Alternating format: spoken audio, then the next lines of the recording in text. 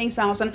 Well, there's been an overwhelming response to the current events of the day in the Turks and Caicos Islands by the international media and even closer to home by regional leaders. Some are puzzled and confused by what started it all, and others say that despite the mistakes of the Mizek administration, the people should still have a right to elective representation.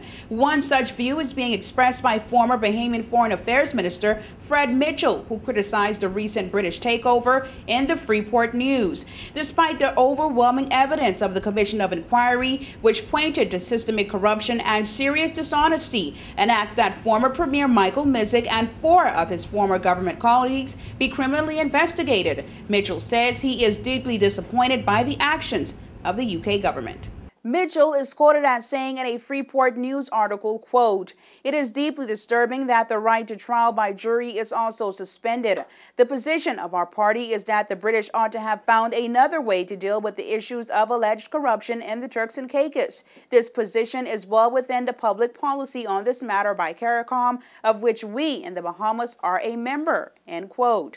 Mitchell, a member of the opposition's Progressive Liberal Party in the Bahamas, went on to say that this is not the first time the British has suspended the Turks and Caicos Islands Constitution, noting that it represents the UK's own shortcomings and a lack of effectiveness. Quote, "We reiterate that Britain, as the colonial power in the Turks and Caicos Islands, has the responsibility not only for the economic development and well-being of the territory, but also its political development," end quote.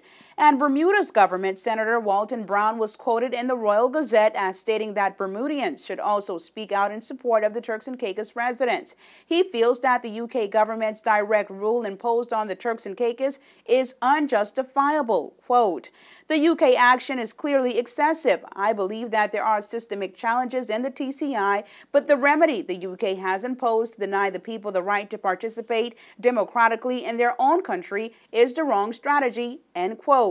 He boldly stated that the TCI is no longer a democracy. They have a one-man rule, end quote.